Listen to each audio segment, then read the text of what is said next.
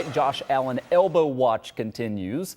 The Bills QB1 missed practice for a third straight day today. Head coach Sean McDermott saying the team is taking things, quote, hour by hour. It's looking more and more likely that it could be Case Keenum under center as the Bills will host the 7-1 Vikings this Sunday on a weekend in which there is real pressure on the Bills to win if they're going to stay in first place in the AFC and the AFC East. So as the Bills prepare, we have our usual Friday guest, our Bills insider Vic Carucci, joining us live now. And Vic, of course, the biggest questions surrounding this weekend have to do with the quarterback position. What do you think about the risk of Josh Allen potentially playing this weekend? And if he doesn't play, as a lot of people kind of now think he might not, is there any advantage there for the Bills to gain since the Vikings are having to prepare for a couple of big possibilities? Yeah, let's start there. I mean, there is no doubt some gamemanship is involved in this. You want to keep the opponent guessing, and if they have to prepare, these are vastly different quarterbacking styles, Josh Allen to Case Keenum. If you're preparing 50% for one guy, 50% for another guy, you are definitely leaving something out in your defensive prep.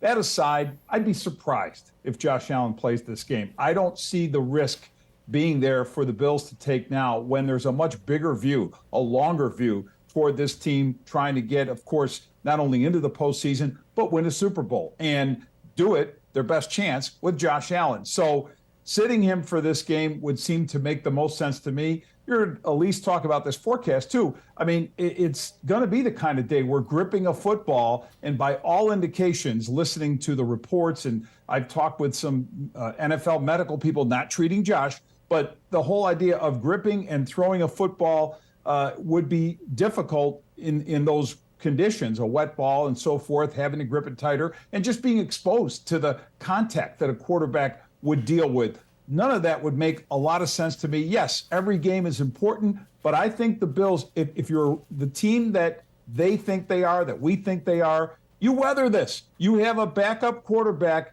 get you through, and everyone else steps their game up to support that guy.